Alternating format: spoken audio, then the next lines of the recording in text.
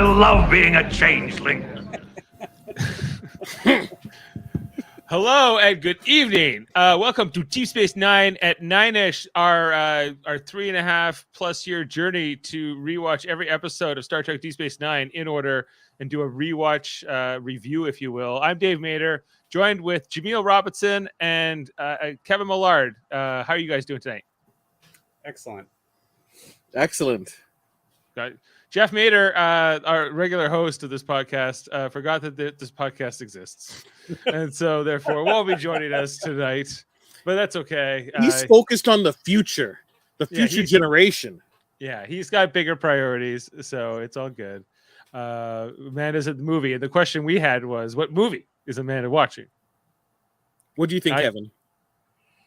I don't even know what's out there now. Did she go see Top Gun, or did she go to see the new Elvis Baz Luhrmann movie? Elvis. Really? I'm thinking not Top Gun. I figured Jeff would be there if it was Elvis. That's true. Could be Elvis. What's the other big movie out right now? Jurassic World? Jurassic World could be what she's going to see. She might be a dinosaur file. Dinophile, if you will. Mm-hmm. Unless you got previous movie. If there was one movie that would get Ashley back out, it would be Jurassic World. Oh, okay. Not Thor. Okay. Maybe it was Ashley and Amanda at the movie theaters watching Jurassic World. Who's to say? But guys, we're here to talk about a simple investigation, the 17th episode of season 5 of Star Trek Deep Space Nine. We're breaking this down. This is let's go to Jaemeel first. Jaemeel, is this a good episode of Star Trek? Wow, there's fire immediately. Sure. I think it's a decently written episode of television. Is it a good Star Trek episode? Right. It doesn't really use the characters and the entire aspect of it being Star Trek to much effect. Like, right. You could have seen the same episode on an episode of Law and Order or some procedural cop show. It's just a decently written episode. Is that what they pitched in the writer's room, Kevin? Let's do a procedural cop show episode, but it's on Star Trek. I think they just said, let's do a decently written episode. Yeah. I wasn't looking forward to this episode. I liked it more than I remember, actually. It's it's kind of it's an old I don't know how you would characterize this, Jaemeel, as a genre, but it's a trope we've seen before, like the private eye meets the damsel in distress, and right. They fall for each other, and then there's tragedy. This episode just needs like a saxophone and Odo narrating the entire episode. He's just at the bar. Let's break down. We got some screenshots. We can break down this episode. Let's look at it. Starts on the station, and then we meet this alien here, guys. With they wear big towels on their heads because just because of the flaps. That's really and gloves and they're all like mono one color here, and so they kind of have like Cardassian almost looking forehead ridges in some ways, but they're fair skinned. And then here we got he's got some kind of thing in his basket here, his messenger bag, and we see here he's putting it under his I guess it was a weapon. This is the weapon maybe he reached for later, but he puts it under his sleeve. The doorbell. Because remember, like, that's the only place where people keep weapons, yes. So you have to make a big, like you're a magician and show your hands. And if you have anything in your sleeves. I have it several times in the episode where like, look, nothing on my sleeve. Actually, wait, but here, my friend is right next to me. He has a gun. So it doesn't really matter. But the doorbell rings and these guys show up. These Orion Syndicate guys. Are these the same guys that are in the Morn episode? Like the one that's all about. I don't think so. No, I don't think so. They feel like they're the same guys, but maybe they're not. Rosencrantz and Guildenstern. Yeah, these goons show up and they punch him in the stomach, and he goes down the ground, and they're like, "Where is it? You know what we're looking for." And he's like, "You'll never find it now." And then they think it's maybe the wrong guy. let's be as vague as possible about this thing that we're looking for, you know? Yeah. You have no idea what's going on. It's so like could be anything. There's a mystery. Are you intrigued? It's kind of like that's what they're really going for here. And then it looks like he reaches for his gun. This guy is a little faster on the draw, and this guy just gets vaporized. Boom. Later on in the episode, when Odo finds the stain, he goes, "Funny, I don't remember being in here."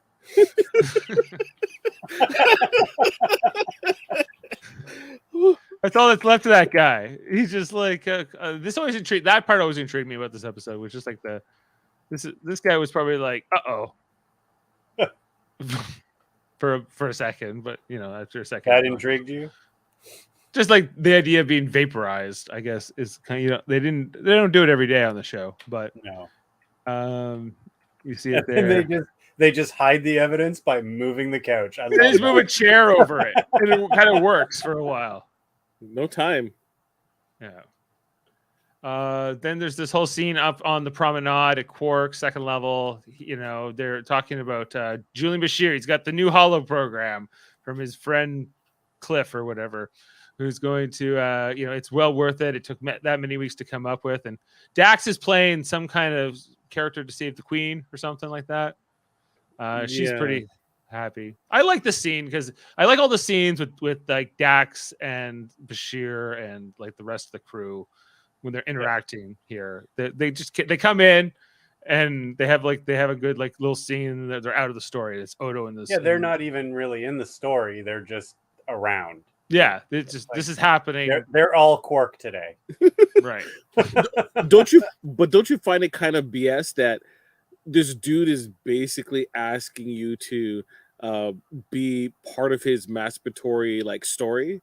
Mm-hmm. It's like, well, I saved the day and get the girl. You'll just be bit characters that play the same roles practically every single time. Who am I? Falcon. Well, I would be the bad guy. Again? I'm the bad guy again? Switch it up. You're so good at it. You're so good at it, she says. And then Odo had a good part. Yeah. O'Brien must suffer even on their even in recreation. Yeah, recreation. Yeah. It's like, geez, again, I gotta lose. Like, it'd be interesting to be in the holiday. Like, imagine you're in this holiday program with your friends and you're playing the bad guy, but it's not like you're just coming in for a scene here or there. You like anytime Bashir's doing something, you're presumably doing something as Falcon, and they have like both simulations are sort of happening in real time, right? Until you come together. Yeah. So I feel like that would be a lot to just play a bad guy, a henchman for like 10 hours. I like Odo's awkwardness too. I kind of feel like Odo, like when you guys asked me to do radio theater the first time, I felt like Odo. Yeah, he's like, I think maybe if you want to find somebody else. But you're like, you get to get the girl. He's like, I don't think so. I think maybe somebody else, And O'Brien was all about getting this girl. He was super into it. He wanted to be one. Keiko's on Bajor with Sabar. Oh, Sabar. He needs something to do. He's looking for that clip. Oh, of course I am. Go back to Bajor and your plants and Sabar. See if I care. So great. So he's all about this girl in the picture. He says, "I'm sorry, I have to back out. No, Saturday, no day. I'm not coming." And we'll do it on the day you're free. I don't think so. No, I don't think so. I don't think I'm quite suited for this kind of thing. Sorry. O'Brien wants a new role, but I guess Bashir's like, no, you're Falcon. You're Falcon forever. Deal with it. Lord. And then Odo comes downstairs, and we see that Orissa is talking to Quark, and he's trying to sell her whatever, dipping his fingers in pudding or something. Seductively licking his pinky, making eye contact too, like.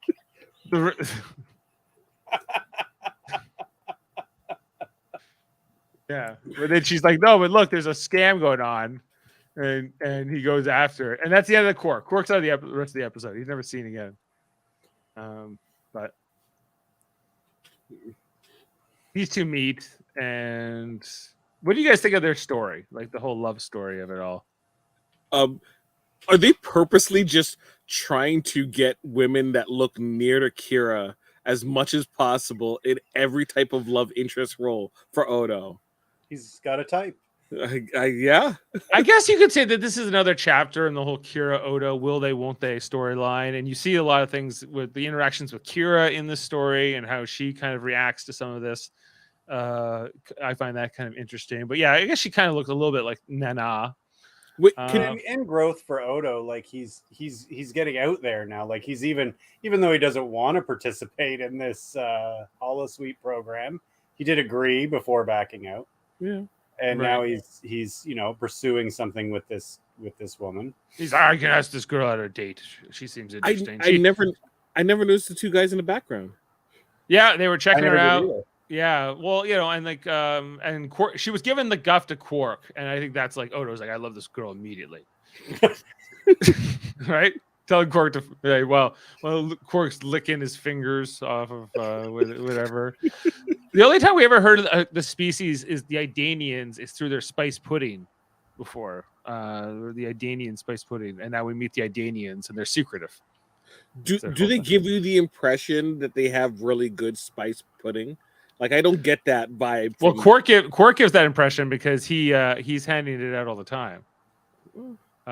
So it's kind of that, but that's kind of like the whole setup here. I believe I do. Yeah. It just feels Pudding like, anyone? it just feels like Pudding anyone? That was that's. it just feels like Vulcan party favors. It just doesn't like gel. They're so like reserved, it seems, as a species. It's secretive, like spicy pudding. That's how they let loose. Maybe it's a mild spice. Not all spices are spicy. Fair enough. You know, not hot per se. Okay, well that's the opening. That's the teaser. We got this guy who's dead. We got Odo not going to the Bashir holodeck program or these other James Bond storyline. Will that be part of the story or not? And then we got the whole Odo is making bedroom eyes at what's her name, Orissa. So that's the setup. We head in, and it's Kira and Odo in the cargo bay. With there's the title card.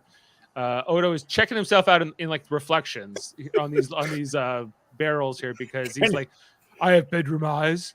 He's like, do I have bedroom eyes? And she's like, he's talking to Kira about it, and she's like, what are you doing? We were watching this, and Ashley said, "Why doesn't he just turn his hand into a mirror?" Like, Does he actually? Does like when he's in a humanoid form? Does he like, use his eyes? Is that why he almost ran into the wall before? Or I always thought like changelings were a little bit above this, but maybe not Odo. Anyway, so like she's like, oh, did you meet somebody? Are you gonna see her again? And he's like, I don't know, but it's kind of a setup here. Kira seems happy for him initially here. oh yeah, You know, back to Odo's office, and the woman he was making bedroom eyes at, he's been arrested for trying to access the station's computer. She was trying to figure out what things are. She says, I don't trust policemen where I come from, Buster. And he's like, well, you better get over it. Oh, you got a data port. They should be illegal. And she points out that they're not. His security system gave her a good jolt. And this is a mutual respect here coming. do you know why I think he likes her? Is that? She reminds him of Quark. They have such a good witty repartee here. Like she's like, this woman is just like Quark. This is Quark that I could love. Yeah, way more attractive than Quark, so I'll go with that. Yeah, their flirt here is kind of interesting, and like this whole backstory she gives about having a child, which ends up being bogus. So she kind of like misleads him initially. We don't get the full details, but they go to check out Buddy's quarters here, the guy that she was coming to meet, because he had information about the daughter, which doesn't exist, but that's the cover story for now before she leaks it here. The system says he's inside. How come the system doesn't say he was murdered at XX hours? How come like the system didn't go off when the phaser The went system off? was confused because Odo was never in there. I was really confused. Like, there's no security cameras in these hallways. Yeah. So he enters the place. The person could have been in the shower. Yeah, Right? he's And like, then we have security. This is security. a legal search. Well, he had. I thought there was foul play at hand here. He sees these marks on the carpet, moves it. And he says, "I found your friend." He's furious. I think they test it. The Idanian DNA. They're like, it's him. Why would anyone want him dead?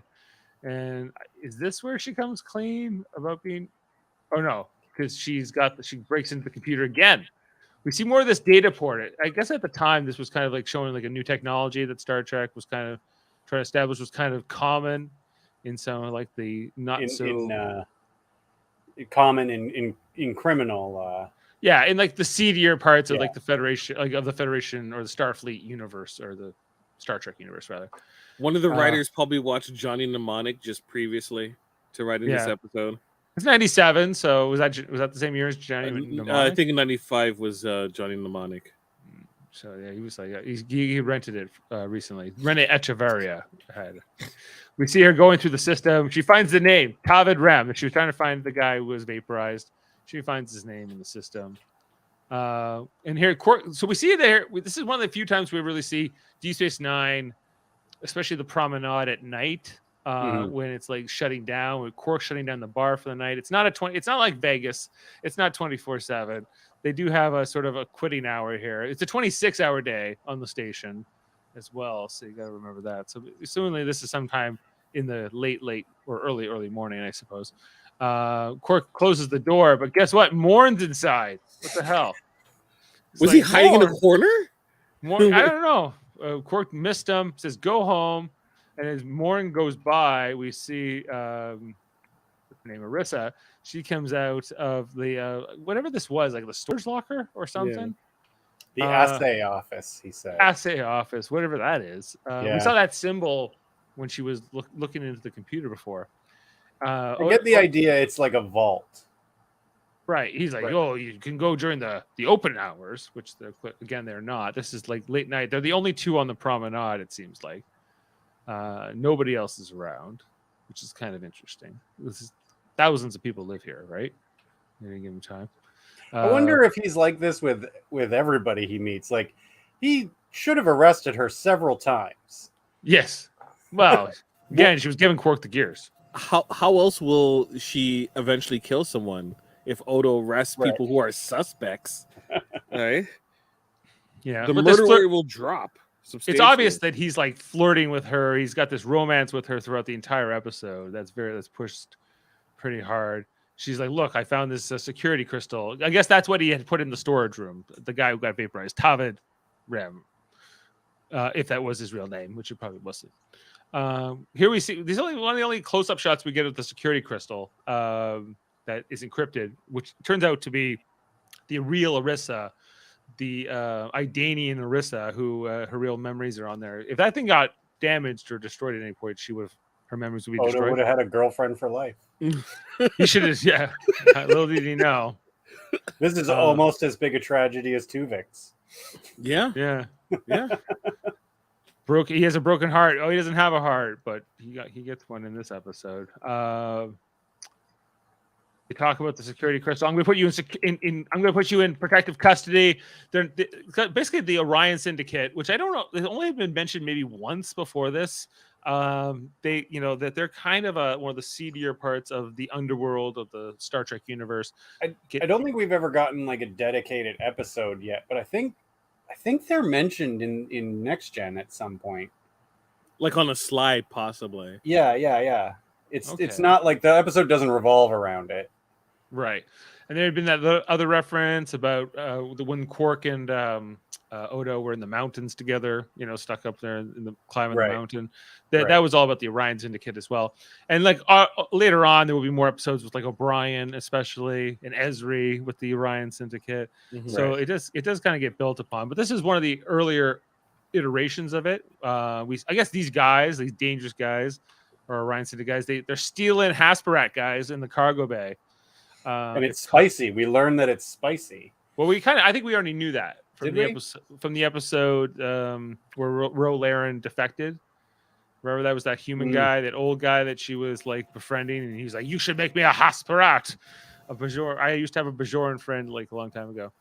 So, and he was like, "We're gonna have to kill her." Basically, it's kind of like the point of this scene.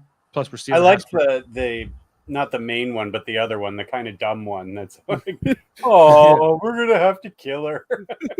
Yeah, I hope we don't have to kill her. She's pretty. But he'll kill whatever. Odo's great security plan here. This is where he's like, we're gonna go to one of these quarters, and then we're gonna transport into my quarters. They'll never see it coming. I'm surprised he didn't make it more elaborate with like maybe a shuttlecraft trip as well. A few changes. I think there should have been like 3 transporter trips just to end up here. But costume change. They could have made it more elaborate. But she's looking at his furniture. He's like used the bed.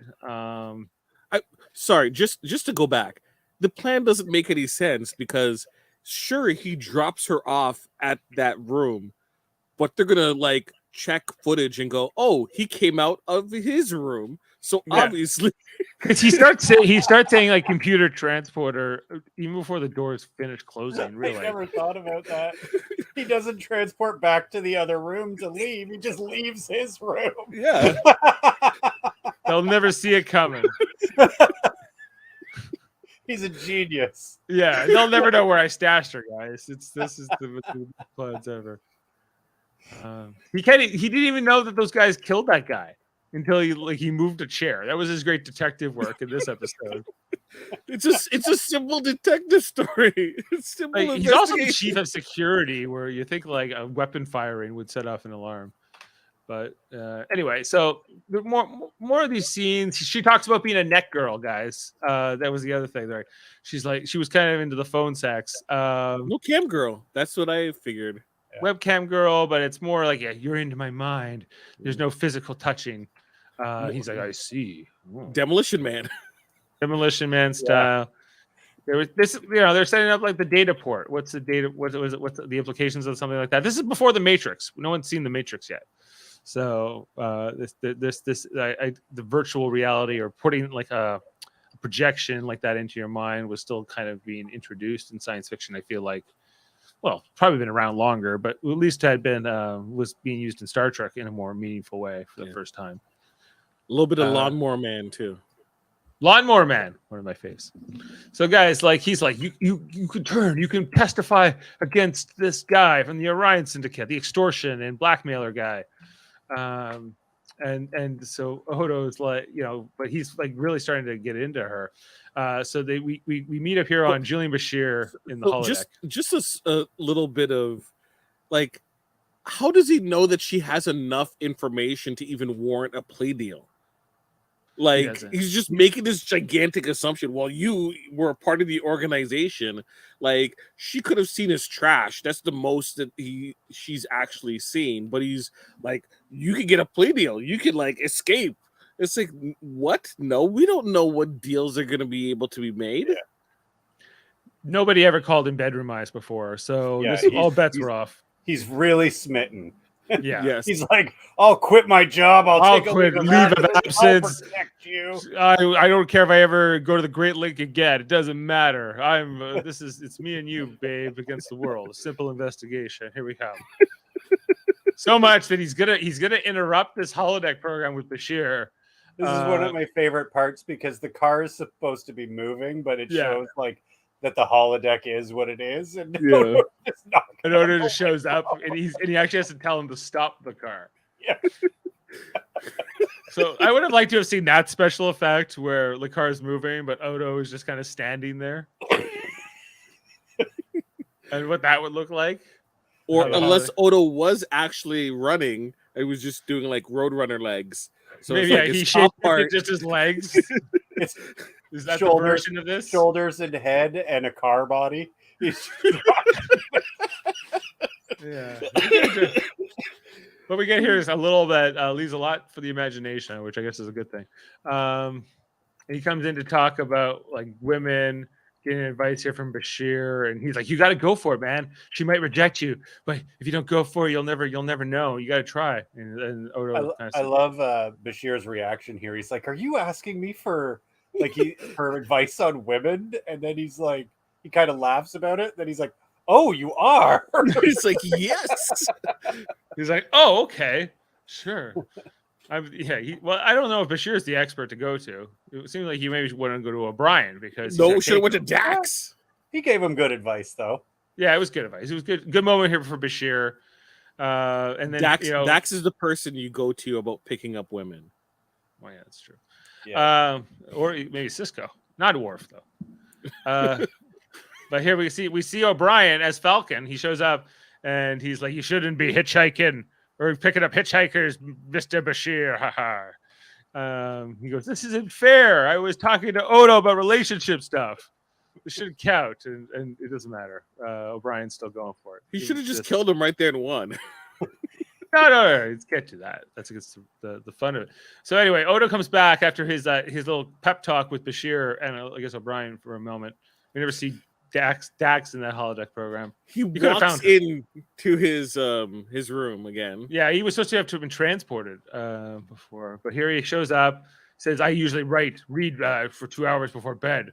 Detective novels. I figured out who did it on the third page. Haha. I don't feel like reading." And then they get closer, and they're kissing, and then they're doing this thing, and then they're kissing some again, and then they're in bed, and then we find out that there's changeling nipples, yes, involved here. Okay, like we need to talk about the nipples. This whole scene is very something. I gotta tell you, it's how did it affect you, Dave? Tell us. Well, it's just these two rubbing and kissing each other for a good couple minutes here. I think it's because not that they're doing it in the Star Trek episode as much as they're doing it with Odo, who's just like normally is so stiff. And here he's just like that's how it works. Bada bing. He purrs at one point, and it is disconcerting. And he growls. He growls. I was like, what the? I don't know what to make of this, guys. I wasn't quite sure what it was, but my subtitles actually went growls. Growls. I'm like, oh my gosh. He's like, because he doesn't sleep, so he's acting all kind of sleepy, like he's tired from all the banging and whatnot. It's a lot of shape shifting, Dave. Yes. Yeah, a lot of shape shifting. We don't even know what he turned into in this whole session. They're going back and forth. They're talking about some heavier stuff. There's, he talks about it being his first time, that he had kind of a romantic encounter in, I guess when he was in the Link, like that's later on where he's like, it's like talking, right? And Kira's like, it's a little more than talking, isn't it? When you link with somebody. Golden rule: it's okay. It's okay if it's a three-way. Well, I love it. Okay. Anyway, so they're getting into it. Eventually, there's okay. What do you guys make of the whole? We should let that stop us. And then he got he's doing like the changeling thing to her hand here. He's doing something else by the look on her face too. I don't know. Like this was pretty intense. Like Odo was like, I'm trying to raise my profile as someone the ladies would be wanting to get with on the show. He's turning Odo into a sex symbol here, guys. I think it works. It works. It's working. And Worf does not want to would rather not be hearing about it at work, especially. I love this scene. This is just silliness. Kira and Dax, he's like, why don't you stop gossiping down there? Because they're just talking. You hens. Yeah. He's like, you heads. They're like, why don't you stop yelling across the room, you dick? Come and join us if you want to gossip. Yeah. He's like, you're not talking, you're gossiping. And Odo could take care of himself. My favorite is when Cisco comes out. And they're like, he had that girl in his room. First of all, a woman. Why do they all know where she is? Yeah. And that was supposed to be a secret. But he just comes out and he's like, that's nice. But then but the look he gives here to Kira, where he's like, that's nice. And he goes, right? And, I don't know if he gets a real confirmation here. Kira's got concerns. Oh, because he knows. This Cisco knows. Here. She's got the jealousy. Kira's getting a little jealous here. And Dax is loving it. She just wants the tea. That's all. She wants the drama. That's what she lives for right now. Worf's trying to keep his distance from all of this. This is a great shot here. Odo shows up late. He's never late, as Cisco mentions here. Talk to Starfleet security. Kira can't even look at him. Kira knows. She knows what happened. She can't even look at him. You can see here on Dax and Cisco. They know. They're like, okay. You know, he got late. Even Worf is in the background, kind of just being like, "Yeah, it's none Even of my that Bajor- business." But Even that nice Bajoran work. engineer way in the background, he's like, he knows. Right? You can tell. Here, Dax cannot, like, she's smitten here. She's like, he's a player on the board officially. Yeah. She has her bigger card. Is like, I never had a changeling.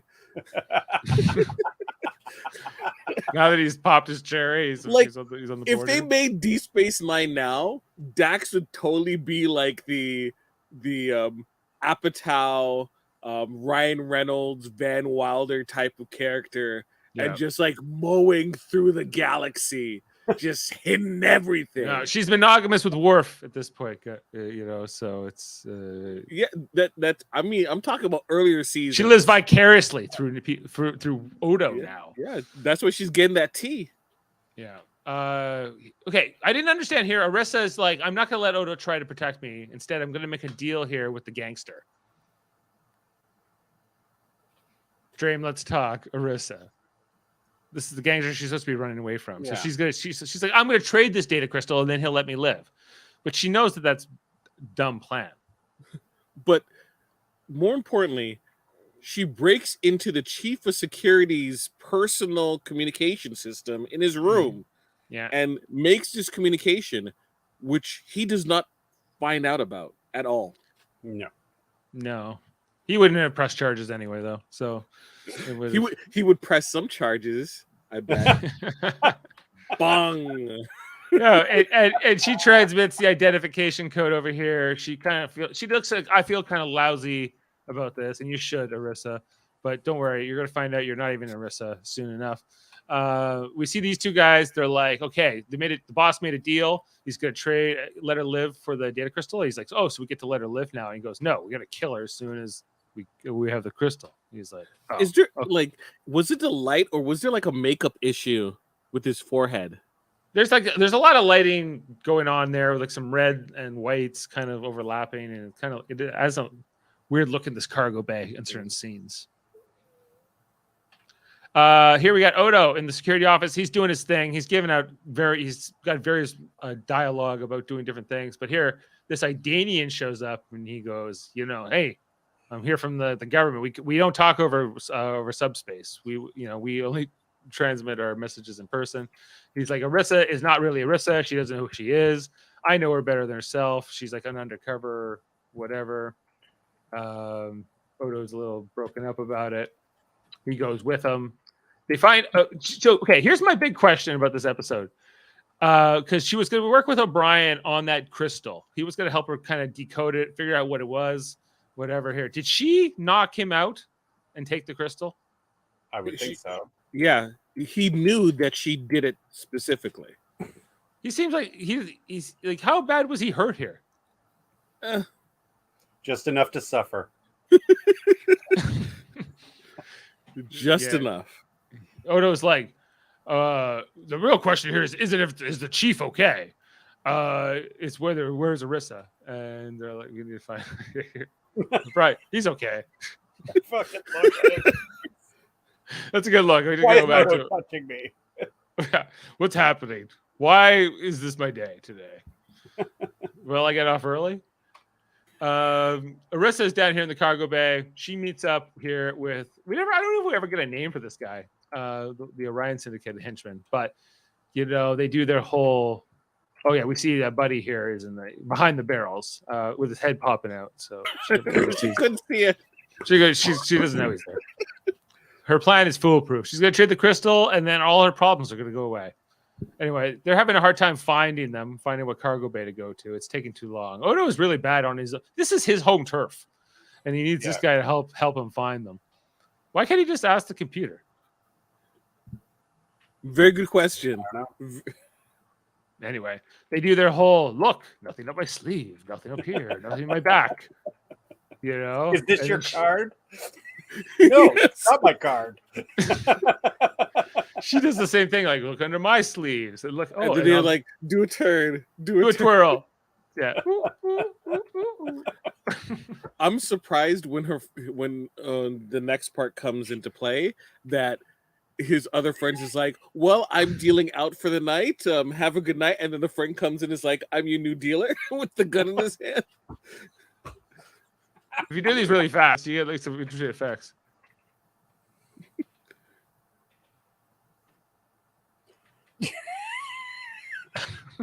It's like, do you have a weapon?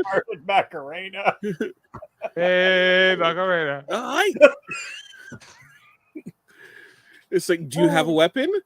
I'm not stupid. No, I didn't bring one. I'm like, jeez. No, I just brought this little pouch with the data crystal in it. He gives him the data crystal.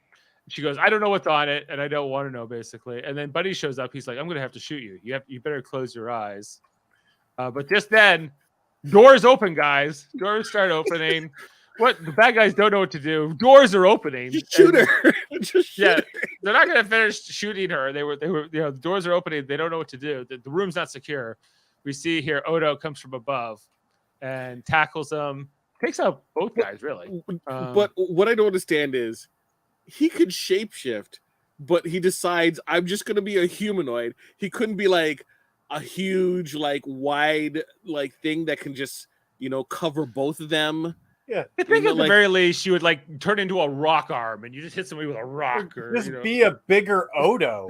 Yeah, just be a big Odo, a giant Odo, and then only attacks one.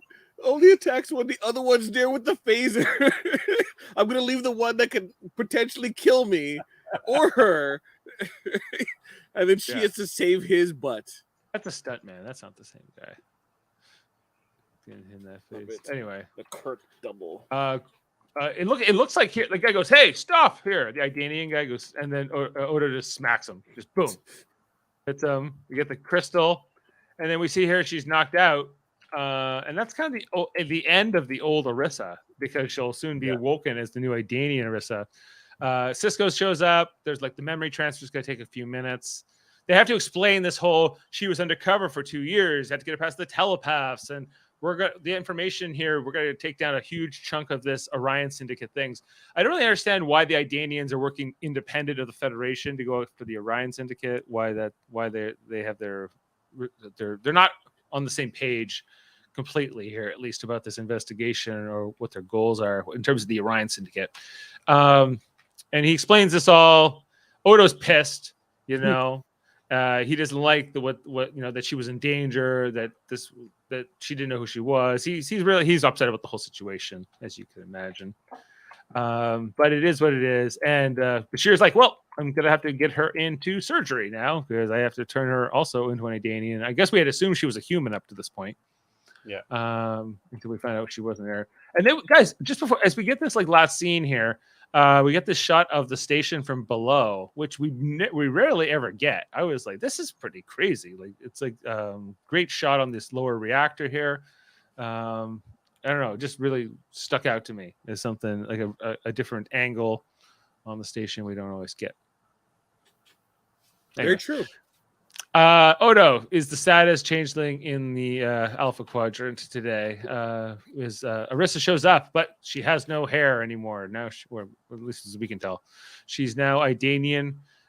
She looks she's got the ridges. She's now she has all the memories of what was going on with Orisa, presumably, but now she has her whole other life now to consolidate. And so she knows Odo, but there's more. She said she's married. Odo's a little sad. And they go through it here. She's like, there was the part of me that was real, really loved you, and it was all good, and what we had was real, but it's over now. He's like, well, I see you again. She's like, I don't know, maybe.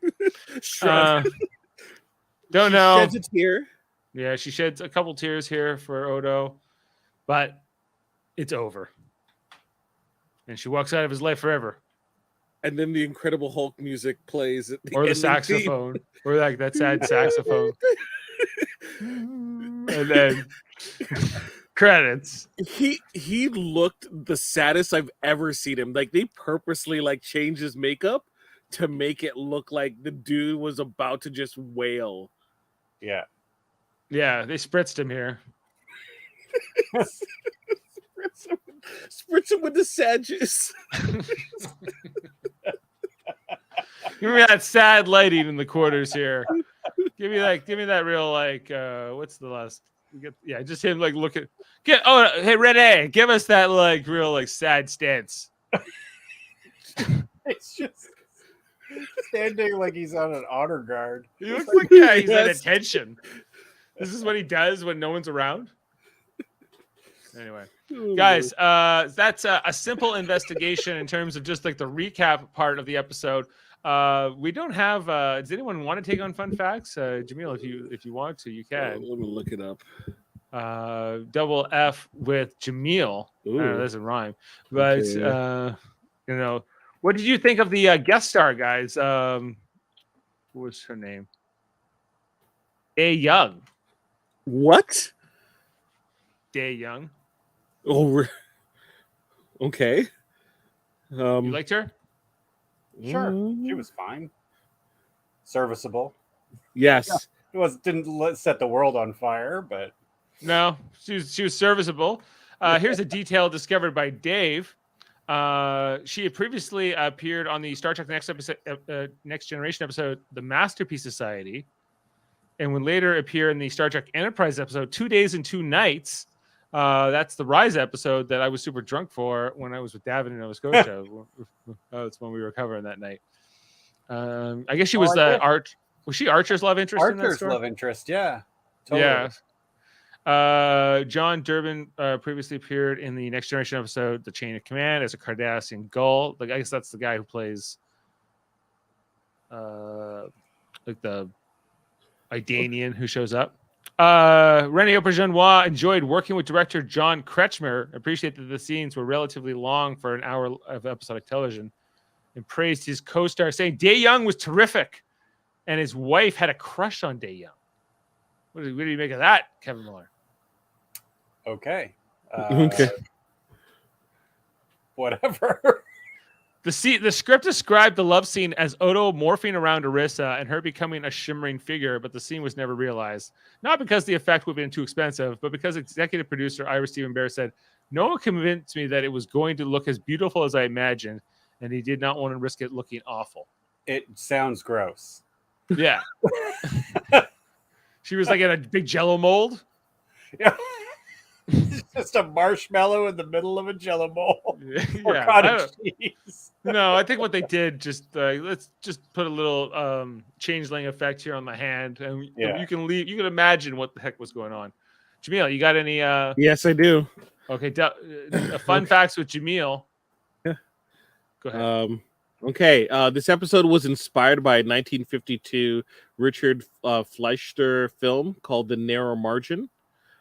So exactly what you think it is. A policeman is assigned to escort a lady to an important trial in which she's a key witness. He, of course, falls in love with her when he shouldn't, blah, blah, blah. You know, writers had originally planned for Odo to have a sexual relationship with Charlene early in the 5th season while he was still a humanoid, but felt she wasn't right for him when she was introduced. Right? Ronald D. Moore was a little displeased at the fact that they got to the Odo sexual relationship too late. They wanted him to have that while he was still human. Yeah, that would have been made more sense if he Yeah. had that experience while he was still in the humanoid form. Yeah. So the original teleplay, there was a scene where Arissa comes out of Odo's bedroom to find him regenerating. She walks over to him and touches him, and he morphs onto her. Right? And does what? Sexy time. Oh no! Right? But she also wants to become a pool of goo. So, also an interesting fact: doesn't? in the original draft, there was a character that would later become Vic Fontaine. So they wanted to have a scene where there was a nightclub singer, and they of course they couldn't get Frank Sinatra Jr., but maybe we can get someone like Stephen Lawrence, right? Who plays Vic Fontaine? Bobby something? or Yeah, I think so. They want to James Darren. James Darren. So of course we have the return of Bashir's secret agent. The episode was purposely those scenes were purposely limited with its screen time, and also kept all the homages to James Bond restrained after the legal issues. Well, I know that line that he goes, and I'll be playing. We're like, we know who you'll be playing, but we can't say it. Legally speaking. But doesn't like Dax rip off an Austin Powers line where she's like, "Oh, behave." Oh, behave. Yes. Yeah. Oh, behave. Good old dear Odo had to shave his entire upper body for this episode. Rene Auberjonois was not naturally hairless. They said they had to shave. Right? It's in the Deep Space Nine companion. Right? The costume worn by Dae Young as the undercover Arissa was previously used for Young's portrayal in the Masterpiece Society. So she was later wearing the exact same outfit. You're the same costume in two different characters. Exact same. What's the Masterpiece Society? I gotta figure that one out. Is that that's not the one where Picard is the archaeologist specialist, is it? This is in this episode, the crew when he's with all those pirates saves an isolated genetically engineered society from immediate destruction. No, wait, culture. Remember? Oh yeah, I remember these guys. I remember like Troy's falling in love with like the leader of the colony, and Ron Canada's there. They're saying she also wore the same costume as well in the Enterprise episode as well. Really? Which she's a completely different character in that. Like the exact line is, and I'll read it. The costume worn as an undercover Arissa was previously used for Young's portrayal in TNG, the Masterpiece Society, and later in 2 Days and 2 Nights. Jody's not feeling your facts. Jody, I cannot wait for your next episode of Trivial Debates. See, I'm not responding to your negativity with negativity. I'm championing you with positivity. So I wish you well, Jody. Be well. You tell. That's it. I'm done. Jody, right. You get no more facts. No more fun facts. Okay. None. They gave this woman the same costume in two different characters in like they're several years apart because we're talking 5 years apart. So they put this thing on the rack for 5 years and then they dusted it off. She's like, it still fits. Still fits 5 years later. For her, it still fits through all those years. That's pretty impressive. Okay, so that's some fun facts with the simple investigation or a simple investigation. Let's rate this episode, guys. Oof. Let's what would you give this, Jaemeel? I'll give this a 7.1. 0.1. Okay. I would give this. I'll give this a 7.3. Kevin? I'm gonna give it a 7.5. Oh, you're the high watermark today. Yeah. It surprised me. It surprised me. I thought I didn't like it. Not bad. Not the worst episode of the season so far. That was the Begotten. So we're doing well, guys. It wasn't a bad episode. It's just so ho-hum. Yeah. Right.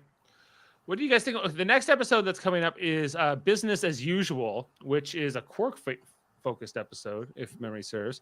That's where in this episode, the Quark allows his cousin Gayla to talk him into getting involved with arms dealing. Oh, I remember this episode. This is a great episode. I didn't think this was season 5. I thought this was a season 6 episode. But is that where like I definitely will be pulling some sound clips from that because it will be like, O'Brien, why did you kill my baby Quark? Why did you kill him? That's what I'll be waiting for that moment to come on next week's episode. Business as Usual here on D Space 989ish, Live Long and Podcast, the Rewatch series here. Thanks for listening to our breakdown and our rewatch and reminiscing about this episode. It ended up at 7.3. out of 10 average tonight. I think we said everything there was kind of to say about it. We got a big one coming up. What's Jody saying? Jaemeel isn't boring, just the fun facts. Yeah, okay. It's just about the source material, Jaemeel. Yeah. Well, Dae Young also shares my birthday. That's a fun fact. Yeah. And So- she is 66 now. She's also a sculptor. Yeah, I could see She this was too. in Spaceballs and The Running Man and Rock and Roll High School. Was she in the same outfit for all of those? Like, does she just own that outfit? No, she doesn't get to own it. She only gets assigned it when she works. She was also the snobby saleswoman in Pretty Woman. Still not fun, says Jody. Okay, well, hey guys, there's something for everyone here on T-Space 9 at 9ish. Check out our other rewatch series, including Jody Simpson, every Monday night, along with Adam Woodward and Kevin Millard and myself, breaking down Star Trek Enterprise, each episode by episode. How's it going so far with you, Kevin, on that podcast? Good. This season's mostly good. Except Season for one 2? episode. Season 2. We just watched A Night in Sick Bay the other night. We're going to be talking about Marauders next Monday. So there's we're getting into the second season of Star Trek Enterprise. Also, Star Trek Strange New Worlds has new episodes ongoing, premiering tomorrow, Thursday, June 30th. Will be the 9th episode of this first season on Strange New Worlds. Where's Strange New Worlds gone? We got All Those Who Wander is the next episode. It looks like the Enterprise might be crashed on some ice. That's what it seems to be on the preview images coming out.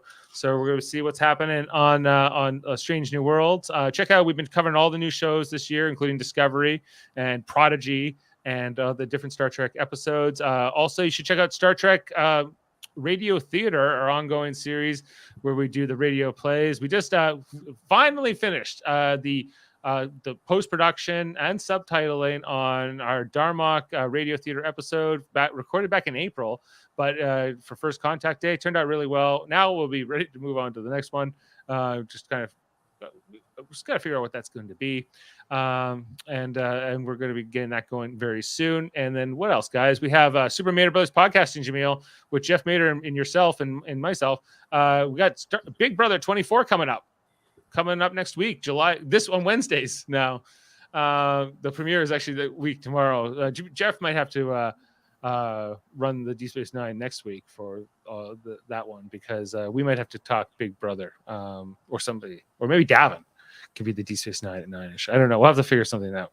I thought you were going to say Davin was going to do Big Brother, which would be amazing to see this. Yeah, he should. He'll go do Big Brother, even though he doesn't watch it at all. And he'll do the whole cast preview and see what he breaks it down in that. So I think this Sunday, maybe Monday, we'll see. Let's say Sunday for now. Let's I haven't heard anything, so therefore Ty goes to the runner. Sunday night on Super Mario Bros. Podcasting, we'll be talking the cast preview for that season coming up. And then what else? We have our Survivor 42 coverage there, Big Brother Canada 10. Also, Trivial Debates. Most recently, this past Sunday, we had our newest edition. We had newcomer Chris Murphy hosting with Adam Woodward, Davin Skellhorn, and Jaemeel Robinson competing. It was quite the affair.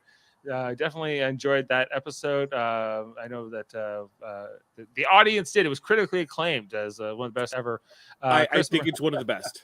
Chris Murphy did a great job coming as our new guy. And guys, also breaking news here on the podcast. Our next edition is announced here. We got Jody Simpson hosting with Jeff Mater, Max Duda, and newcomer, former host Chris Murphy competing here. This should be an interesting one on July 24th. This will be Sunday, July 24th. That picture is so Max. Yeah. They're all over. Everything you need to know. I will be outside of the country, but I will be still tuning into this. This is going to be something. I can't wait. I'm interested to see how these guys will converse. Also, check out our other friends' podcasts, including the Hellbound podcast with Michael Chan and Alex Blackburn that runs on Wednesdays. That's horror themed. There's also Eamon Mater's Let's Talk About Fighting Games, which she does with Super Smash Bros. Seth. They talk about Baiku. They talk about Mega Man. Who knows what else? Check it out over there on Let's Talk About Fighting Games. plus Davin Scalehorn's podcast, Locutors of Trek. If you like Star Trek, which you should be if you listen to this or watching this, you should be checking out Locutors of Trek, where he does a lot of different things like trivia. He does Writers Room pitches, all kinds of things. And X-Men, the animated series, Rewatch X-Rated, where him and Andre, his friend Andre, they go through each episode of X-Men, the animated series, kind of what we do here on Deep Space 99-ish, reviewing and breaking those all down. So thanks for being with us tonight. I think we should probably go out here on some Odo quotes. Yeah, Great one, Dave. Yeah. Yeah. All right. Well, we'll go. I wish I didn't know which one to. Vortex. Oh yes. Oh yes. Take me out of your. Where is it? Where? Oh, why can you never find it when you need it? Who would have known? So many episodes later. Oh, here it is. Good. Take us out of your precious vortex.